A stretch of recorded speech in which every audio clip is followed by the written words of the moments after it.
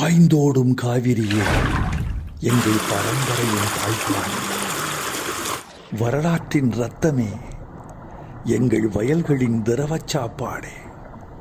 பல்லாண்டு தாண்டி நீ பெருக்கெடுத்து ஓடுவதாய் கேள்வியுற்று கிறுக்கெடுத்து ஓடி வந்தேன்.